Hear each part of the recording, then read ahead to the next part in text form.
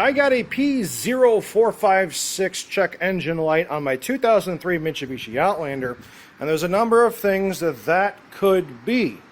So, this Outlander has a 4G64 internal combustion engine. This engine is shared throughout a variety of platforms, including the Lancers. So, this engine could apply for a variety of different vehicles through the Mitsubishi lineup, especially around that year frame. So, one of the first things that could be bad that would cause this, and this is a very small evap leak, could simply be your gas cap.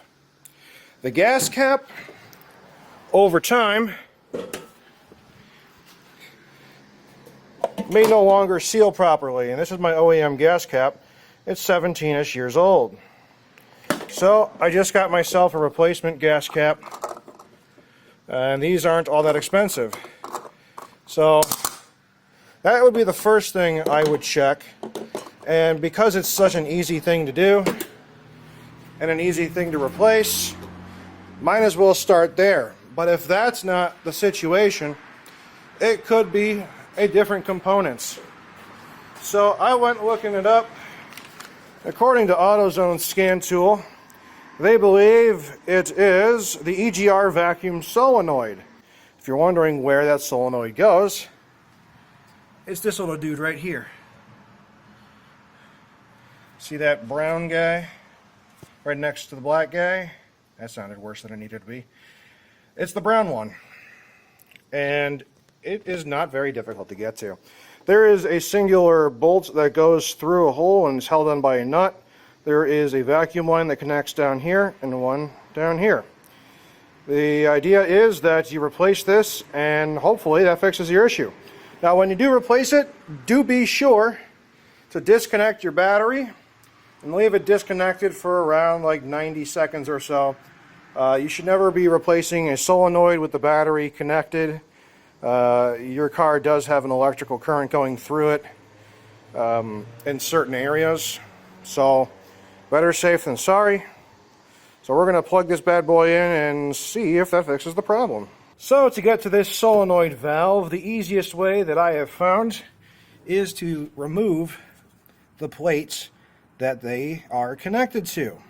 They're held in by 3 bolts, one here, here, and down here. They just come right out with a 10mm wrench, and then you can just kind of put this over to the side, and now you have access to the back bolts that hold these solenoids together. So just use your hands and kind of like lightly twist as you pull up to remove the vacuum lines, and then disconnect the electrical connection and put the new one in. Here's what the new solenoid looks like. We have not taken the old one off the plate yet. Just wanted to show you how everything goes. One is a 90-degree angle on the connection, and one is just a straight 180 degree.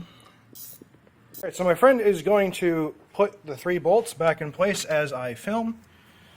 And the first portion of it you can just screw in by hand.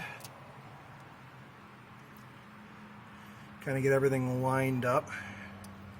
I seen your tiny hands. I'm having some trouble. Alright, could you hand me the other one? I don't want to tighten them up. Yep. Magnetics parts tray is definitely something we recommend. They do have washers on them, these nuts, or these bolts. Yeah, they look like crush washers. And we're just going to get them from the back. But as you can see, everything can be accessed by hand. And then once we get them in a little bit hand tight, we'll tighten them up with a tool.